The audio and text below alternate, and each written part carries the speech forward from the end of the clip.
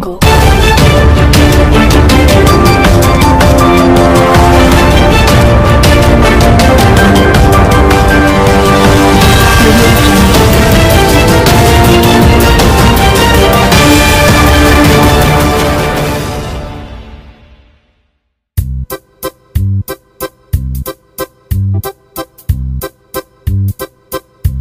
नमस्कार, आपण पाहत आहात सत्य संविधान न्यूज.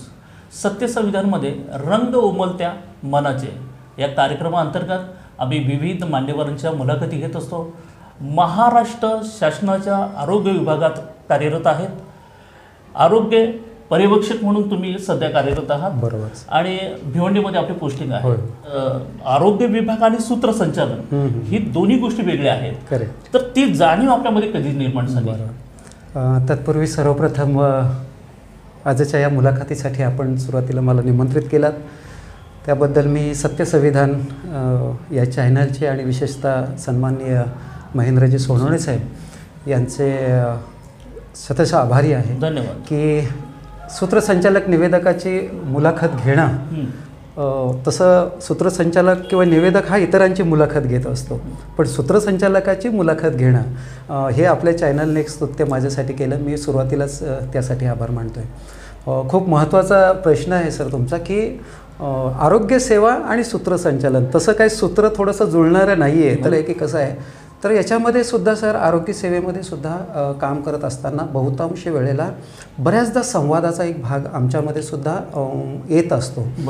पण त्या संवादाचं रूपांतर स्वतः एक हॉबीज असते, एक आवड असते, आणि त्याच्यातून ही हळूहळू जी आहे आरोग्यसेवेत काम करत असताना पण मी इकडे सूत्रसंचालकाकडे वळलो आणि आता बऱ्यापैकी जनमानसांमध्ये एक ओळख आहे की मी सूत्रसंचालन करतो म्हणून. बरं, माझा मुद्दा तोच आहे की म्हणजे जी सुरुवात तुमची सूत्रसंचालन करताना म्हणजे तुम्ही पहिल्यांदा तुमच्या विभागाचे कार्यक्रम करत आणि त्याच्यानंतर तुमच्या जाणीव झाली की मी सूत्रसंचालक आहे. परंतु तुम्ही आरोग्य डिपार्टमेंटमध्ये तुम्ही तुमच्या पद्धतीने सूत्रसंचालन करत होता. परंतु आपण बाहेर निघावं असं तुम्हाला वाटलं का? तशी एखादी घटना घडली? कल्याणवरनं प्रवास करत असताना बाईकवरनं मी एका गाडीला आदळलो आणि मला थोडीशी जखम झाली आणि ती पाहण्यासाठी माझ्या घरी कोळी महासंघाचे उपनेते देवानंद दादा भोईर कल्याणमध्ये जे वास्तव्यास आहेत, की जे फडके मैदानामध्ये अनेक वर्षापासून कोळी महोत्सव भरवतात, कोळी आगरी मालवणी महोत्सव भरवतात, आणि ते मला प्रकृती पाहायला आले. पण त्यांच्यासोबत अनेक वर्षापूर्वीपासूनचे माझे एक मित्र त्यांच्यासोबत होते, सचिन कोळी सर, आणि तो एक कोळी महोत्सवाचे ते सुद्धा एक भाग आहेत. त्यांनी माझी प्रकृतीची सगळी विचारपूस झाली आणि देवानंद दादांना त्यांनी माझी ओळख दुसरी करून दिली की दादा तुम्ही चव्हाण सरांचा एक हॉबीज आहे, एक त्यांच्याकडे कला आहे, ती तुम्हाला माहिती आहे का? ते म्हटलं नाही मला माहिती. ते म्हणे उत्तम सूत्रसंचालन आणि निवेदक आहेत. मग तेवढ्यात ते देवानंद दादा बोलले की अरे आपल्या महोत्सवाला तुम्ही येता खरं, पण तुमच्याकडे ही कला आहे ती काय मला माहिती नाही, तर तुम्ही आमचा आता येणारा महोत्सव जो आहे त्या महोत्सवाची एक मीटिंग असेल, त्या मीटिंगला तुम्ही या. आणि त्या मीटिंगला सर त्यांनी मला बोलवलं. मी तिथे गेलो आणि सलग 6-7 वर्ष त्या महोत्सवाला सूत्रसंचालन आणि निवेदिका म्हणून उत्तम लाभलेल्या मानसी राजे मॅडम तिथे निवेदन करायच्या, सूत्रसंचालन करायच्या. आणि त्या सभेमधून त्या मीटिंगमध्ये एक प्रश्न मानसीताईंनी केला की दादा इतका मोठा अवयभव्य जो महोत्सव आहे आणि त्या महोत्सवामध्ये मला एकट्याला थोडंसं हेवी होतं आहे, तर मला कोणीतरी एक सपोर्टर द्या. बरोबर. आणि तेवढ्यात देवानंद दादाने हात तो आहे तो माझ्याकडे फिरवला आणि म्हणाले की ते चव्हाण सर आहेत, ते करतात निवेदन. आणि मग मानसीताईंनी मला थोडं बाजूला घेतलं आणि विचारलं की सर तुम्ही करताय काय निवेदन? तर मी सांगितलं की सूत्रसंचालन करत असतो, पण इतक्या भव्यदिव्य मोठ्या प्रमाणामध्ये नाही. पण ते म्हणले करतायत ना तुम्ही? ओके. आणि सोनवणे सर तुम्हाला अगदी आश्चर्यकारक सांगतोय की दोघे ज्या वेळेला आम्ही त्या स्टेजवरती गेलो तर अनेक वर्षापासून आम्ही दोघेजण एकत्रितरित्या सूत्रसंचालन निवेदक करतो असं त्या कोळी महोत्सवामध्ये सर्व रसिक श्रोत्यांमधून प्रतिक्रिया आल्या.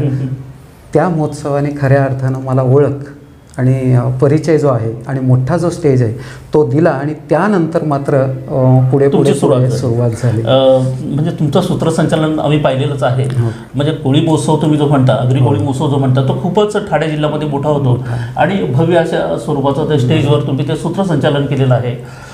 मला वाटतं तुम्ही सामाजिक क्षेत्रातून पुन्हा मग राजकीय क्षेत्राचे पण तुम्ही काही स्टेज गाजवलेले आहेत निवेदनातून आपले, तर राजकीय तो कसा एक संबंध आला त्या बाबतीत? जेव्हा आपण थोडेसे फोकसमध्ये येतो, थोडा परिचयामध्ये येतो, तर त्यावेळेला एक चेन ॲटोमॅटिकली तयार होते.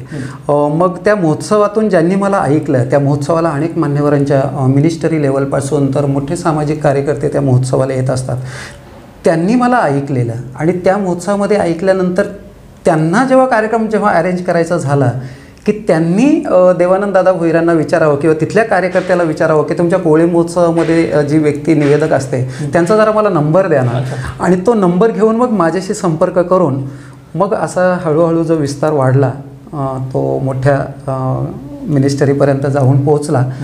फक्त याच्यामध्ये राजकीय कार्यक्रम करत असताना थोडीशी माझ्यावरती एक प्रशासनामध्ये असल्यामुळे जबाबदारी असते. राजकीय कार्यक्रम मी करत असताना त्यांच्या सांस्कृतिक विभागातले जे कार्यक्रम आहेत ते मी करत असतो. बाकी नाही, त्याच्यामध्ये मी सहभाग आणि बरोबरच आहे, कारण तो भान आपल्याला असायलाच पाहिजे. मला सांगा साहेब, सूत्रसंचालन करताना फार मोठी एक जबाबदारी आहे ती. पण हे सूत्रसंचालन करताना जी स्टेजवरची जी गडबड असते तर ती फार मोठी कसरत असते आणि कसरत लोकांना माहिती पण पडू द्यायची नाही, ही एक कला आहे. आणि मागे काय घडलंय आणि सूत्रसंचालनाला मागे काय सांगितलं हे लोकांना पण कळू द्यायचं नाही. तर ही तारेवरची कसरत तुम्ही जरा एकदा सांगा ना, एखादा किस्सा एखादा. प्रचंड मोठी कसरत असते ती आणि खरं आहे, कारण खूप कमी वेळेमध्ये खूप मोठा कार्यक्रम आपल्याला पेश करायचा असतो. आणि सूत्रसंचालन किती महत्त्वाचं त्या कार्यक्रमामध्ये आहे, तर एखादा छोटासा प्रोग्राम जर उत्तम निवेदक सूत्रसंचालक असेल तर तो खूप उंचीवर नेऊन ठेवतो. आणि त्याच कार्यक्रमाला जर निवेदक सूत्रसंचालक तितकासा पुरेसा नसेल तर तो कार्यक्रम किती भव्य दिव्य असला तरी पण तो आपल्याला ड्रॉपअप येण्याची शक्यता असते. त्यामुळे ती अशी महत्त्वाची जबाबदारी पेळत असताना खूप गडबड गोंधळ होतो. एका शासकीय कार्यक्रम होता मुरबाडमध्ये आणि मुरबाडमध्ये कार्यक्रम होता पशुसंवर्धन विभागाचा जिल्हास्तरीय मेळावा होता आणि त्यावेळेला मला निवेदक म्हणून सूत्रसंचालन म्हणून बोलवलं. आणि तो कार्यक्रम सुरू असताना तिथला सगळा जो एक माहोल जो होता, जे आयोजकांनी मला अधिकारी ते लोकप्रतिनिधी म्हणून एक लिस्ट दिलेली जी आयोजकांच्याकडून मी घेतच असतो अगोदर आणि निवेदक मागतच असतो. तर एक माननीय अमुक अमुक आणि त्यांच्यासमोर ती व्यक्ती सत्कार करणारी. पण स्टेजवरनं असं झालं सर की एक व्यक्तीचं मी नाव घेतलं की ती येणारी व्यक्ती मात्र त्यांच्यासोबत दोघे जण घेऊन यायची. असं करता करता जो 15-20चा जो स्टेज होता तो 40 जवळपास 40च्या वरती ते जाऊन सगळे मान्यवर जमा झाले. आणि प्रोटोकॉल असा म्हणतोय की स्टेजवरती जो मान्यवर आला त्याचा सत्कार झाला पाहिजे. पण तो इतक्या पटकनपणे ते मान्यवर येतात आणि त्यांचं नाव मी पुकारेपर्यंत 2 मान्यवर पाठीमागे असतात. त्या कमी वेळेमध्ये त्यांचं तेवढ्यात नाव लिहिणं शक्य होत नाही. अशा वेळेला थोडंसं गडबड गोंधळ होतो.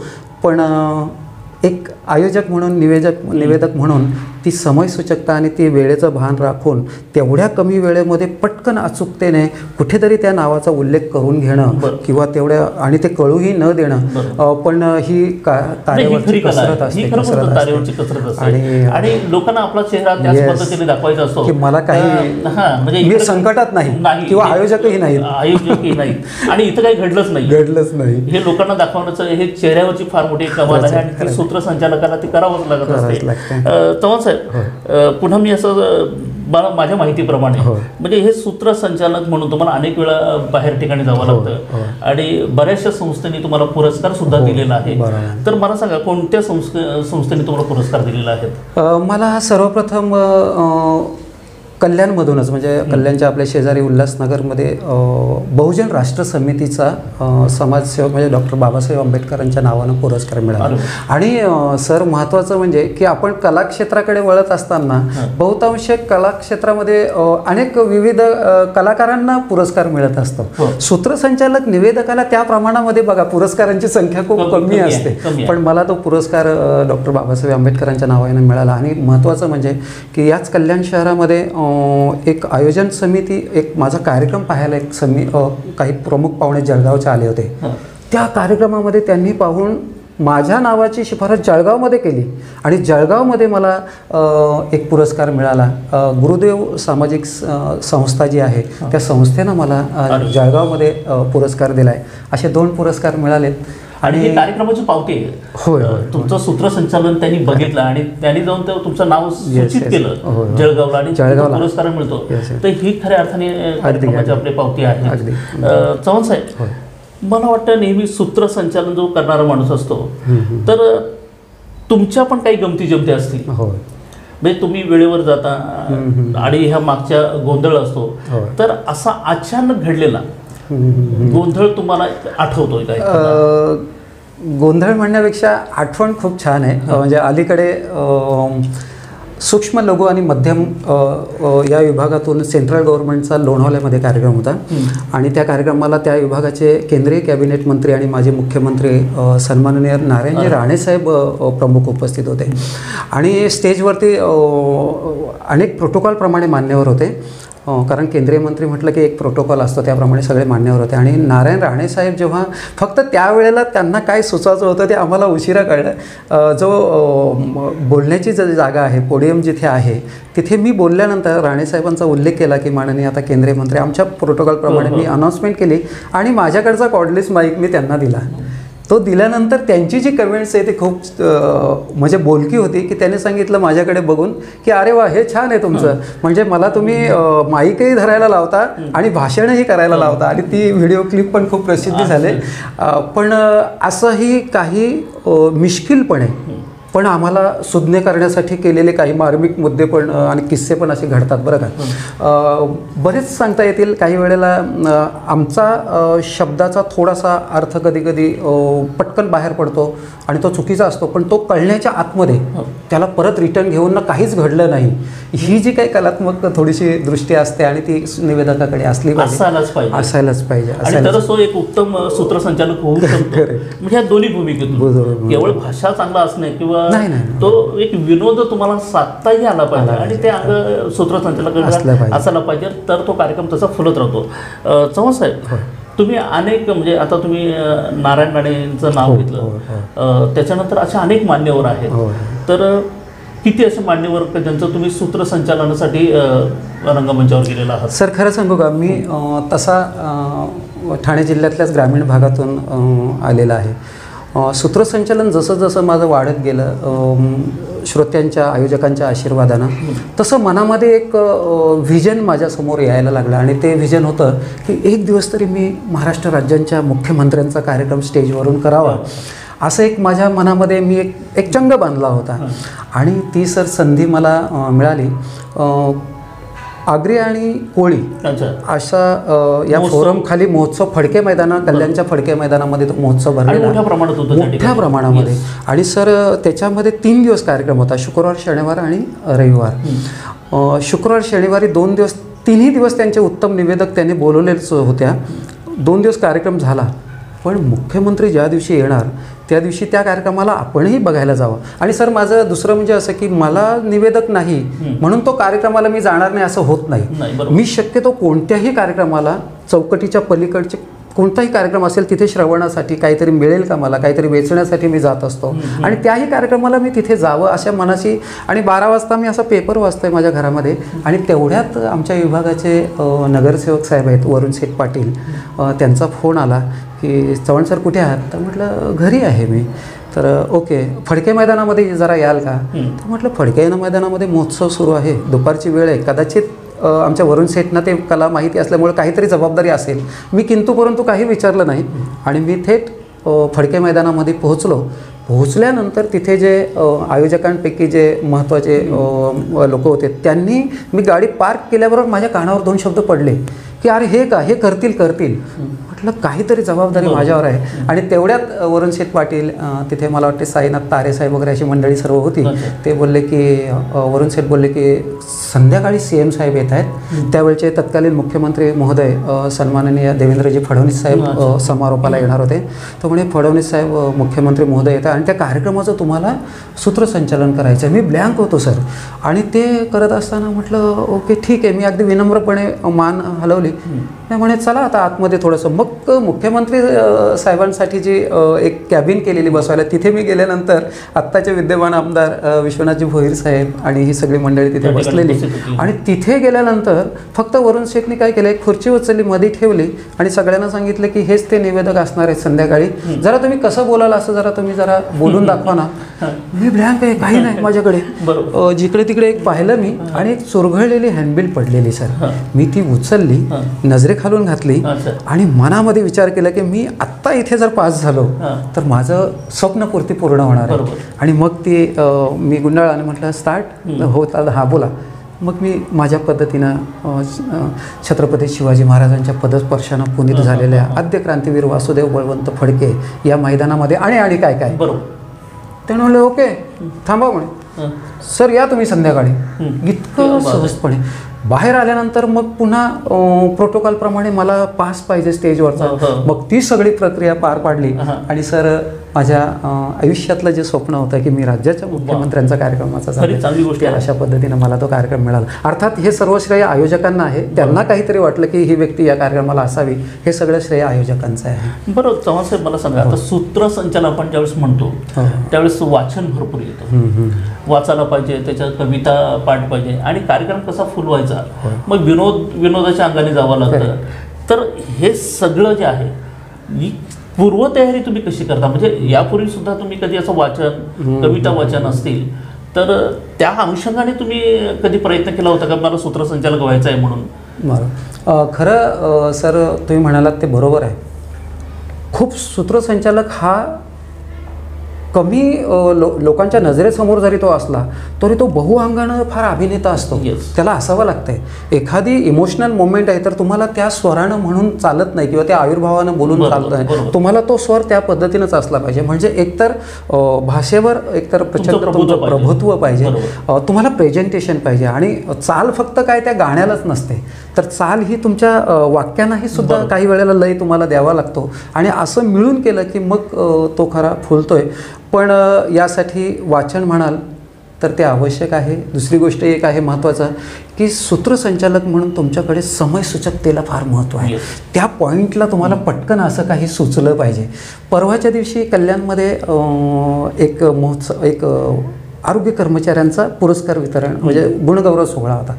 तिथे प्रीती महाले नावाची एका मुलीनं स्वागतगीत सादर केलं.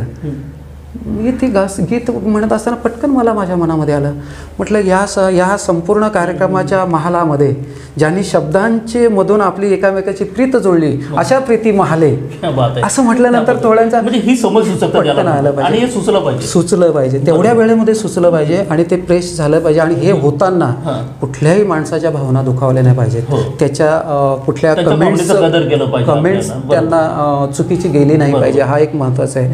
आणि सर महत्त्वाचं म्हणजे आपली निरीक्षण शक्ती. तुम्ही ज्या सभागृहात आहात, जिथे तुम्ही आयोजक म्हणून ज्यांनी बोलवलंय तिथलं तुम्हाला ते माणसंही वाचता आली पाहिजेत, सभागृह पाहता आलं पाहिजे, सिच्युएशन तुमच्याकडे निरीक्षण शक्तीला फार महत्त्व आहे. आणि अलीकडे जरी वाचन कमी झालं तरी सर व्याख्यानं ऐकणं म्हणजे ऐकणं सुद्धा फार महत्त्वाचं आहे. चांगल्यांना ऐकणं, चांगल्या वक्त्यांना ऐकणं. अच्छा, म्हणजे तुम्हाला ज्यावेळेस एखादा असा सूत्रसंचाचा कार्यक्रम नसतो आणि जर कुठे असं शहरात असतील, कुठं तुमच्या रेंजमध्ये असेल तर अशा ठिकाणी तुम्ही नक्कीच त्या कार्यक्रमाला जात असता आणि ऑब्झर्व करता नेमकी काय चुकतंय, सूत्रसंचालन कसं असायला पाहिजे किंवा ऑडियन्स या पद्धतीने तर आपल्यामध्ये काय बदल घडवायला पाहिजे, हे सगळं तुम्ही निरीक्षण शक्तीने करता आणि पुढच्या वेळेस त्याचा उपयोग करत होता. मला एक शेवटचा प्रश्न साहेब असा आहे का सूत्रसंचालन करणे, आता प्रत्येक ठिकाणी एखाद्या कार्यक्रमाला गेलं का सूत्रसंचालक कोण असा एक प्रश्न तयार होतो आणि कोणतरी एखादा माणूस तयार होतो आणि कार्यक्रमाचा पूर्ण सत्यानाश ठरलेलाच असतो. वाईट वाटून घेऊ नका, ठरलेला असतो. म्हणजे एखादा माणूस जर असं ऑब्झर्व आला तुमच्यासारखा, जर एखादा माणूस जर असं सूत्रसंचालन करणारा तर त्या कार्यक्रमाला 4 चांद लागतात. तर बरीचशी मंडळी सूत्रसंचालन करता यावं म्हणून प्रयत्न करत असतात. तर नवीन सूत्रसंचालक निर्माण व्हावेत तर त्यांनी काय तयारी त्याची असायला पाहिजे याविषयी तुम्ही काय? बरोबर आहे, बरोबर. अनेक जणांचा सर ना कार्यक्रम माझा संपला की बरीचशी मंडळी आजचे कौतुक करून जातात, शाबासकी देऊन जातात, काही वेळेला सूचना सुद्धा करून जातात, त्यांचं स्वागतच आहे त्याच्यासाठी. पण काही 2-3 मंडळी तरी अशी भेटत असते बरं का, सर ही माझी मुलगी आहे, सर हा माझा मुलगा आहे आणि याला खूप आवड आहे आणि याला सर सूत्रसंचालन करायचं आहे, किंवा लोकांमधून असेही प्रश्न येतात की सूत्रसंचालन करण्यासाठी काय करावं. मी तर म्हणतो की तुम्ही सूत्रसंचालन करत असताना पहिल्यांदा तुमच्याकडे चहूबाजूनं चौकडीतलं नाही, चौकटीच्या पलीकडचं विविध क्षेत्रातलं कमीत कमी का होईना प्रत्येक क्षेत्राचं थोडंसं तुम्हाला ज्ञान असणं अवगत आहे. 2 नंबर की सध्याची अवतीभोवतीची परिस्थितीची काय सुरू आहे, सामाजिक असेल राजकीय असेल, त्याचं थोडंसं अवलोकन असलं पाहिजे. आणि सर्वात महत्त्वाचं, जे प्रथित यश संपादित निवेदक सूत्रसंचालक आहेत त्यांना तुम्ही ऐकलं पाहिजे. प्रत्यक्ष तुम्ही जाऊन त्यांना काही वेळेला संधी येतात, आपण शहराकडे राहतो त्याच्यामुळं अशा काही मान्यवरांना भेटीच्या संधी येतात, त्यांना आपण भेटलं पाहिजे. आणि महत्त्वाचं म्हणजे तुमची श्रवणशक्ती, निरीक्षण शक्ती याच्यावरती जोर दिला पाहिजे. आणि त्याहीपेक्षा सर महत्त्वाचं म्हणजे तुमच्याकडे भाषेचं जे काय एक हत्यार जे आहे महत्त्वाचं, तुम्हाला भाषा पोचवत असते, तुम्हाला जे तुम्हाला तुमच्या बॉडीपेक्षा तुम्हाला भाषा तुम्हाला पोचवत असते. आणि हे सगळं करत असताना तुम्हाला पुन्हा बॉडी लँग्वेज पण सर किती याच्यामध्ये आहे. लोकांना उगाचच कौतुक वाटतं, म्हणजे सूत्रसंचालक अरे काय मस्त होता, पण त्या पाठीमागच्या मस्त मागे काय काय आहे ते आम्हाला सर माहिती आहे. तुम्हाला बसण्याच्या पोझिशन, उभ्या राहण्याच्या पोझिशन, तुम्ही कसा थ्रो करता, तुम्ही कसे लोकांकडे पाहता क्षणी तुम्हाला काय कमेंट सुचतात, त्या कशा पद्धतीनं तुम्ही तितकंच महत्त्वाचं आहे. नाहीतर मी तिकडे बघतोय आणि इकडे बोलत असेल आणि आयोजक जर आणि श्रोते जर इकडे असतील, नाही, तुम्हाला जवळपास 3, 4, 5 तास तुम्हाला त्या स्टेजवरती इतक्या सगळ्या बहु अंगाने तुम्हाला तिथे प्रेझेंट व्हावं लागतं आहे. आणि तेव्हाच ते लोकांना आवडतं आहे, तेव्हाच ते भावतं आहे. चव्हाण साहेब, तुम्ही आमच्या सत्य संविधान स्टुडिओमध्ये आला. मित्रांनो, ही चव्हाण साहेबांची म्हणजे शशिकांत चव्हाण सूत्रसंचालक निवेदक यांची मुलाखत ही एका टप्प्यात होणारी नाही आहे. अजून बऱ्याचशा गोष्टी त्यांच्या गावाकडच्या गमतीजमती आहेत, त्याही आपल्याला ऐकायच्या आहेत, परंतु वेळेचा मर्यादा आहे आपल्याला. आणि पुन्हा एकदा त्यांच्याशी आपण चर्चा करणार आहोत सविस्तर, आणि काय गमतीजमती असतात ते आपल्याला पुढच्या मुलाखतीत सांगणारच आहेत. चव्हाण साहेब, आमच्या या सत्य संविधान स्टुडिओमध्ये आपण आलात, आपण छानशा गप्पा मारल्यात. मी आमच्या सत्य संविधान स्टुडिओतर्फे आपले आभार मानतो आणि पुन्हा एकदा आमच्या दर्शकांना आपली संधी लाभेल अशी अपेक्षा व्यक्त करतो. आणि पुन्हा आपण दुसऱ्या भागात हा कार्यक्रम पुढे चालू ठेवणार आहोत. आम्हाला एखादी संधी तुमच्याकडून मिळेल अशी अपेक्षा व्यक्त करतो आणि याच ठिकाणी थांबतो. धन्यवाद चव्हाण साहेब, आपण आलात, आपले आभार. खरं पुन्हा एकदा तेच सुरुवातीला म्हटल्याप्रमाणे की निवेदकाची मुलाखत, सूत्रसंचालकाची मुलाखत घेण्याचा एक नाविन्य. मुळात भिवंडी, ठाणे जिल्हा आणि याच्यामध्ये सर तुम्हीसुद्धा अनेक वर्ष पत्रकारितेमध्ये आहात. तुमचेसुद्धा एस महिंद्रा या नावानं प्रबोधनात्मक जादूच्या प्रयोगातून लोकांना एक जागृत करण्याचं काम तुम्ही करतायत. आणि सत्य संविधान या नावात केवढं काय सामावलेलं आहे. त्या सत्य संविधानानं मला या ठिकाणी निमंत्रित केलं, आज बोलवलं, माझी या ठिकाणी मुलाखत घेतलीत. पुढच्या टप्प्यामध्ये सुद्धा मी तुम्हाला भेटणार आहे सोनवणे साहेबांच्या या सगळ्या निमंत्रणावरनं. धन्यवाद, खूप खूप आभारी आहे. धन्यवाद.